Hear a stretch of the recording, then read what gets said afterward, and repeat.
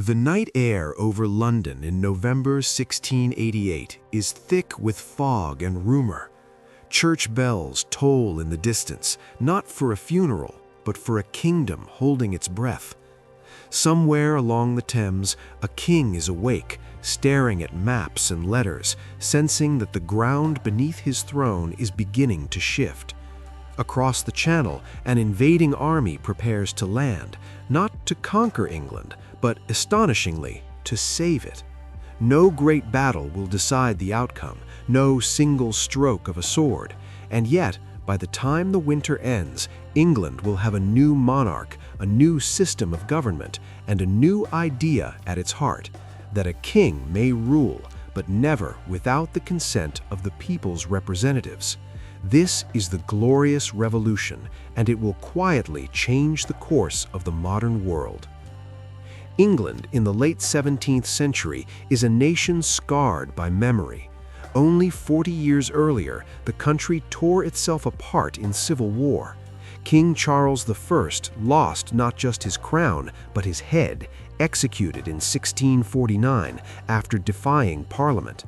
For 11 years, England experimented with life without a king, under the grim, disciplined rule of Oliver Cromwell. When the monarchy was restored in 1660, many hoped the nightmare was over, but the lesson lingered like a warning etched into the national conscience. A king who ignores the law can be removed. By 1685, the throne belongs to James II, younger brother of Charles I and Charles II. James is 51 years old when he becomes king, a seasoned soldier who fought bravely for the royalist cause during the civil wars. He's stubborn, serious, and deeply convinced of one thing above all else: the divine right of kings. In James's view, monarchs answer to God alone, not to Parliament, not to the courts, and certainly not to public opinion. That belief, shared by many European rulers, will become his undoing. There is another problem, more dangerous in Protestant England. James II is openly Catholic. Since the English Reformation more than a century earlier, anti-Catholic fear has been woven into English identity. Catholicism is associated with foreign powers, especially France and the Pope in Rome. It is linked in the popular imagination with tyranny, secret plots, and the burning of heretics. The memory of the 1605 gunpowder plot, when Catholic conspirators tried to blow up Parliament, is still commemorated every year with bonfires. To many English subjects, a Catholic king feels like a threat to both faith and freedom. At first, James proceeds cautiously. He promises to uphold the Church of England and respect the law. Parliament, wary but hopeful, grants him customs revenues for life. Yet within months, cracks begin to appear. James starts appointing Catholics to high offices in the army, the universities, and the royal court, openly defying laws known as the Test Acts, which bar Catholics from public positions. When judges object, James removes them. When bishops protest, he ignores them. According to contemporary accounts, he believes compromise is weakness. By 1687, James issues a sweeping declaration of indulgence. It suspends all penal laws against Catholics and Protestant dissenters alike. On the surface, it sounds like a gesture of religious tolerance, but historians note the key word: suspends. James is not asking Parliament to repeal the laws. He is claiming the power to set aside acts of Parliament by royal decree. To many MPs, this is a terrifying precedent. If the king can suspend laws at will, then Parliament is meaningless. The tension deepens in April 1688. James orders the Declaration of Indulgence to be read aloud in every parish church in England. This places Anglican clergy in an impossible position: obey the king and betray the laws of the church, or refuse and risk royal punishment. 7 senior bishops, including William Sancroft, the Archbishop of Canterbury, choose resistance. They petition the king respectfully, arguing that he has no legal right to issue such a declaration. James reacts with fury. He has the bishops arrested and charged with seditious libel. Their trial, held in June 1688, becomes a national spectacle. Crowds pack the streets around the court. When the jury returns a verdict of not guilty, London erupts in celebration. Church bells ring, bonfires blaze. For many Protestants, this feels like a victory not just over the king, but over arbitrary power itself. Yet even then, James might have survived. His two daughters, Mary and Anne, are Protestants. Mary, the elder, is married to William of Orange, the powerful Dutch stadtholder. As long as James has no Catholic son, the throne will eventually pass to a Protestant heir. Many in England are willing to endure a Catholic king for the sake of long-term stability. Then, on June 10, 1688, everything changes. Queen Mary of Modena gives birth to a healthy baby boy, James Francis Edward Stuart. Suddenly, the prospect of a Catholic dynasty becomes real. Almost immediately, rumors spread that the child is an impostor, smuggled into the Queen's bedchamber in a warming pan. Modern historians dismiss the story, but at the time, belief matters more than truth. Fear surges through the political nation. In secret, a group of influential English nobles decides to act. Later known as the Immortal Seven, they include Whig and Tory leaders who rarely agree on anything. In June 1688, they send a letter across the Channel to William of Orange. The message is extraordinary. They invite a foreign prince to intervene in English affairs, promising support if he lands an army to defend Protestantism and parliamentary liberties. William of Orange is not an obvious revolutionary hero. He is 37 years old, physically frail, and perpetually ill with asthma. Yet he is one of the most skilled politicians in Europe. As ruler of the Dutch Republic, he has spent his life resisting the expansionist ambitions of Louis XIV of France. A Catholic absolutist England allied with France would be a strategic disaster. William understands that England's crisis is also his opportunity. For months, William prepares carefully. He gathers troops, ships, and supplies, presenting his expedition not as an invasion, but as a mission to restore English laws and liberties.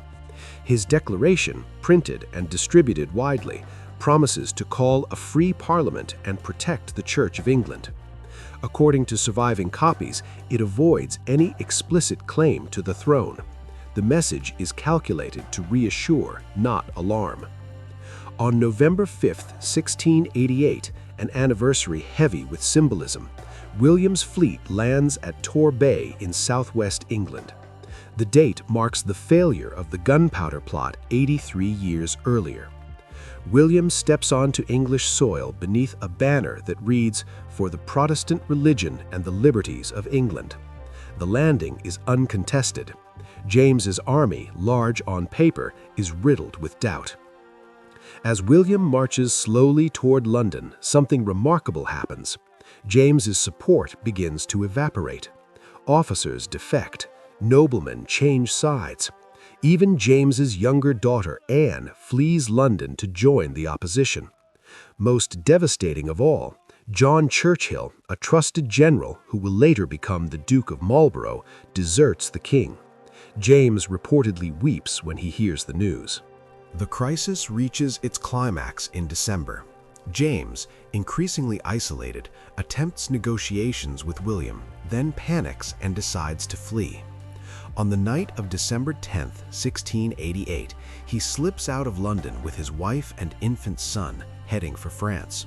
He throws the Great Seal of the realm into the River Thames, hoping to create legal chaos. His first escape attempt fails, and he is briefly captured by local fishermen who do not recognize him. Brought back to London, James is treated respectfully, but the message is clear: his authority is gone. William, understanding the political necessity, allows James to escape a second time. On December 23rd, James successfully reaches France, where he is received by Louis XIV. England, for the first time since 1660, has no reigning monarch in the country. The throne is effectively vacant. What follows is not anarchy, but debate. In January 1689, a convention parliament assembles to decide the future of the crown. The question is unprecedented. Has James abdicated by fleeing, or does he remain king? After weeks of argument, Parliament declares that James has abdicated and that the throne is vacant. It is a radical statement. A king has lost his crown not by conquest or execution, but by violating the contract between ruler and ruled. The crown is offered jointly to William and Mary, James's Protestant daughter. But there is a condition. Before they can be crowned, they must accept a Declaration of Right, later enacted as the Bill of Rights in December 1689. This document limits the powers of the monarchy in clear terms. The king may not suspend laws without parliamentary consent. He may not levy taxes without parliamentary approval. He may not maintain a standing army in peacetime without parliamentary permission. Elections must be free. Parliamentary debates must be protected. When William and Mary are crowned on April 11, 1689, they swear to uphold these principles. The moment is quiet, ceremonial, almost anticlimactic. No guillotines, no mass executions, and yet historians agree the shift is profound. Sovereignty in England no longer rests solely with the monarch. It is shared with Parliament. The Glorious Revolution is not bloodless everywhere. In Ireland, James attempts to regain his throne with French support, leading to a brutal war that culminates in his defeat at the Battle of the Boyne in 1690. In Scotland, unrest flares, and the massacre of Glencoe in 1692 stains William's reign. These conflicts remind us that glorious is a political label, not a universal experience. Still, the constitutional settlement of 1688-1689 endures. Over time, it shapes the development of a constitutional monarchy, an independent judiciary, and a powerful parliament. Political thinkers like John Locke, writing in the aftermath of the Revolution, articulate theories of government based on consent, natural rights, and the right of resistance. His ideas will echo across the Atlantic nearly a century later, in the American Revolution. The Glorious Revolution also alters the balance of power in Europe. England becomes a consistent opponent of French absolutism. Financial innovations, such as the founding of the Bank of England in 1694, help the state raise money through credit rather than royal prerogative. War and empire will follow, but now under a system where Parliament controls the purse strings. Looking back, the Glorious Revolution challenges our expectations of what a revolution must be. It is not driven by crowds storming palaces, but by elites negotiating power. It replaces one ruler with another, yet transforms the rules of the game. Its legacy is subtle but enduring. The idea that government is bound by law, and that even a king can be held accountable. In the foggy streets of London, the bells that rang in 1688 did not announce the end of monarchy. They announced something quieter and perhaps more radical, the birth of modern constitutional government. And in that silence between one king's flight and another's coronation, the future of political freedom took a decisive step forward.